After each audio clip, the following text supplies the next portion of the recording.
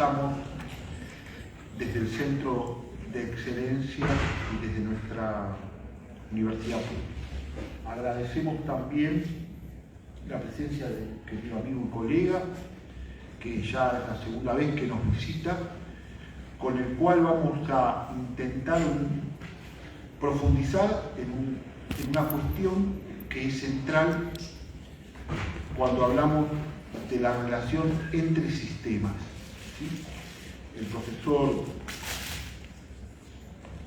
Sarrión es especialista en tratar la construcción de una identidad constitucional en el ámbito de la Unión Europea. Esa categoría luego nos va a permitir, como vamos a ver después, analizar la relación de tensión que se da entre cualquier constitución y un sistema internacional. Así que le damos la palabra a nuestro invitado y una vez más le agradecemos su presencia. Perdón, profesor, antes de que continúe en la declaración, van a ver circular una hoja con la lista de asistentes. Para nosotros es muy importante que la lleven con los datos, porque el doctor con esto acredita la actividad realizada en la facultad. ¿Sí? Así que les pido por favor que la vayan suscribiendo a medida que se desarrolla la actividad. Bien, disculpas, profesor, arrancamos. Por favor. Muchas gracias, profesor Tuzono, por la presentación que hizo Carlos. Es para mí un placer estar aquí de nuevo, por segunda vez en Buenos Aires, por segundo año consecutivo, en lo que espero que se convierta en una bonita tradición, no necesariamente presencialmente, pero se puede participar hoy en día online. Mi agradecimiento, por tanto, por la invitación a participar y también a Agustín por la presentación. Debo hacer dos correcciones porque, por un lado, mi segundo apellido es Esteve, no Estevez. Creo que es un apellido de procedencia vasca, Esteve, que originalmente era Esteve, que en algún momento perdió la Z y mi madre me lo repitió.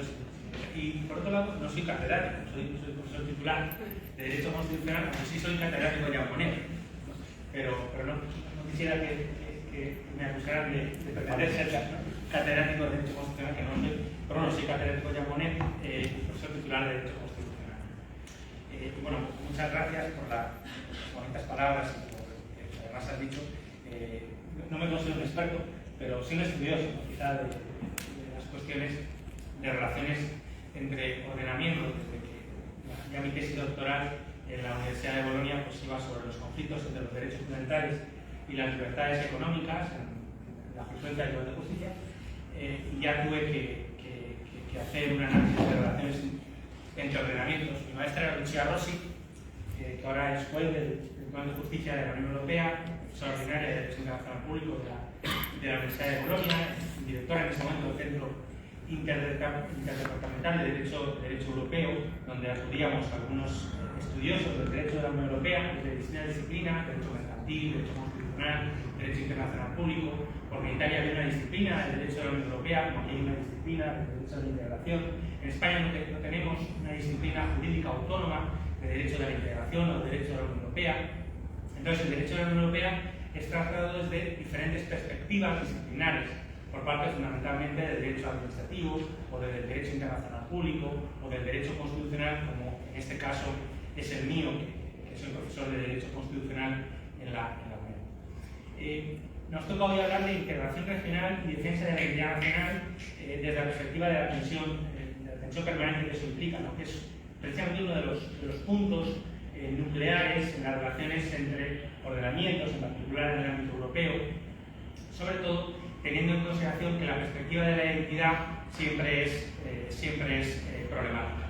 Voy a hablar primero de la identidad como concepto del derecho constitucional europeo y luego analizar la perspectiva principalmente del derecho de la Unión Europea y del Tribunal de Justicia en relación a la identidad nacional. Esto siempre puede tener dos perspectivas, ¿no? Sobre todo en las relaciones entre los ordenamientos nacionales y el ordenamiento de la Unión Europea. Puede haber la perspectiva del derecho de la Unión, la perspectiva del Tribunal de Justicia de la Unión Europea, y luego puede existir, y existe también la perspectiva de los propios ordenamientos nacionales, de los jueces nacionales, en particular de los tribunales constitucionales y de los tribunales supremos con función constitucional en los distintos Estados miembros de la Unión Europea. Europea, que actualmente son 27, no todos tienen tribunales constitucionales, algunos tienen tribunales supremos con función constitucional.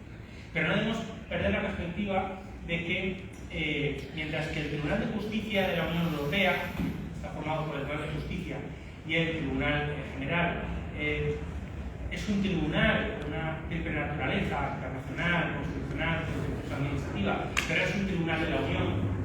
Los tribunales nacionales, incluyendo los tribunales constitucionales y los tribunales supremos de función constitucional, son tribunales que tienen una doble vinculación, porque son tribunales nacionales, son órganos jurisdiccionales vinculados a su jurisdicción nacional y a la vez son jurisdicción de la Unión Europea, son jueces del derecho de la Unión Europea y por tanto tienen una doble vinculación, un doble mandato, lo cual no ocurre con el Tribunal de Justicia de la Unión Europea, que tiene solamente su vinculación con los tratados y con el derecho de la Unión Europea. La vinculación con los organismos nacionales lo será a través del tamiz del derecho de la Unión Europea en la medida en que éste lo establece. No ocurre lo mismo con los tribunales nacionales. La perspectiva del derecho constitucional europeo es muy importante porque hablamos de un concepto de identidad nacional que es netamente, materialmente constitucional. La realidad constitucional europea, desde los planteamientos del derecho constitucional común europeo que planteó Peter Haberle, pasando ya por el desarrollo del derecho constitucional europeo, siguiendo a los profesores Francisco Balaguer de la Universidad de Granada o la profesora Yolanda Gómez de la UNED, plantea el derecho constitucional europeo que la realidad constitucional europea que interesa al derecho constitucional no solamente está o forma parte de ella el derecho constitucional de la Unión Europea, las cuestiones constitucionales, las materias constitucionales del derecho de la Unión Europea, entre las cuales está la identidad nacional, sino también las cuestiones constitucionales de los diferentes Estados miembros, ¿no? Por eso siempre esas cuestiones de relación entre los ordenamientos nacionales, o los ordenamientos internos, y el ordenamiento del derecho de la Unión Europea es una cuestión que interesa, desde luego, al derecho constitucional. En cuanto a la identidad tiene diferentes perspectivas. Podemos hablar de la identidad de los Estados miembros de la Unión Europea, de los 27 Estados miembros de la Unión Europea, 28 hasta que el Reino Unido decidió abandonar la Unión. Podemos hablar que esa identidad nacional es una identidad constitucional. El artículo 4 del Tratado de la Unión Europea habla del respeto de la identidad nacional, no dice identidad constitucional, dice identidad nacional, pero se ha leído por parte de la doctrina, por parte de los abogados generales, por parte del propio Tribunal de Justicia, como una identidad constitucional, aunque en realidad no es lo mismo. No es lo mismo nación que Estado, no es lo mismo nación que constitución. Hay estados que tienen una constitución, hay estados que no tienen constitución escrita, hay estados que tienen una nación, hay estados que son plurinacionales. ¿Cuál es la identidad nacional de un estado plurinacional? Algunos piensan que España es un estado plurinacional. Entonces, es más sencillo desde el punto de vista, sin duda, del derecho constitucional hablar de identidad constitucional porque todos los estados suelen tener una constitución o una realidad constitucional, sea esta escrita o sea no escrita.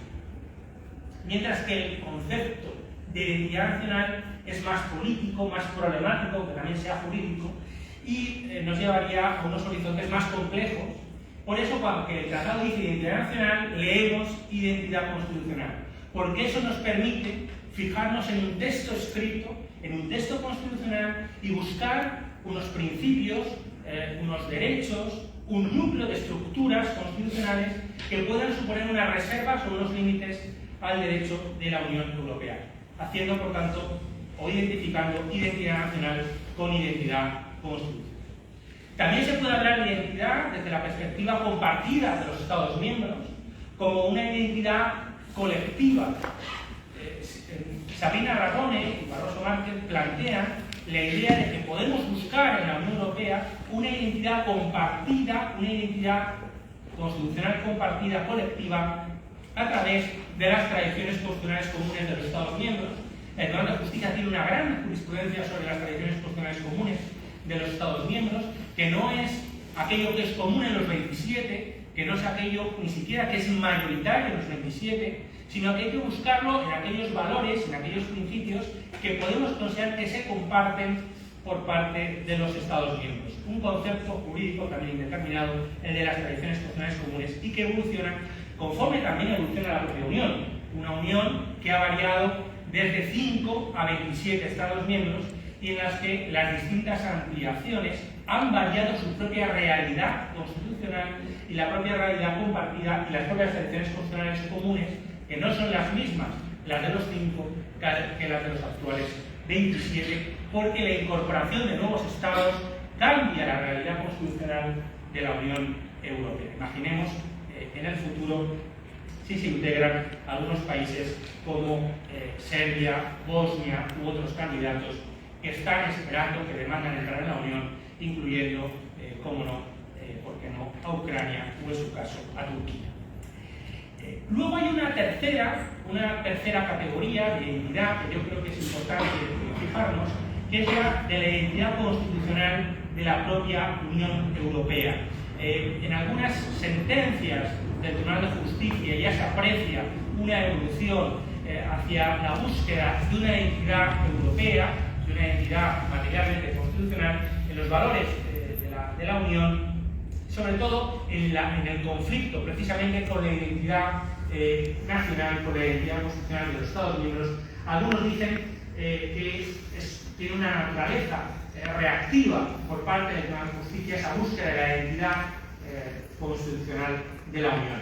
No debemos confundir la identidad constitucional de la propia Unión como organización supranacional de integración, una organización internacional de características muy especiales que no tiene una pronta respuesta en el derecho constitucional, aunque quizá lo más parecido es una confederación, pero no tenemos una respuesta a su naturaleza jurídica concreta, ¿no? Que quizá la mejor definición es aquella que dice que es un objeto político no identificado aún por la doctrina, la Unión Europea.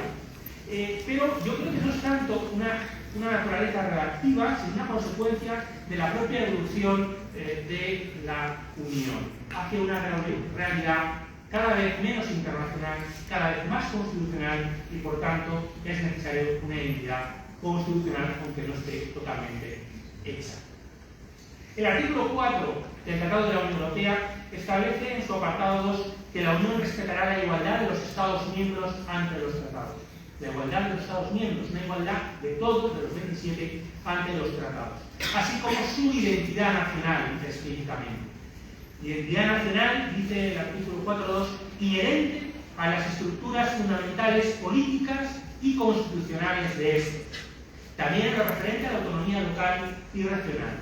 Respetará las funciones esenciales del Estado, especialmente las que tienen por objeto garantizar su integridad territorial, mantener el orden público y salvaguardar la seguridad nacional. En particular dice, la seguridad nacional seguirá siendo responsabilidad exclusiva de cada Estado.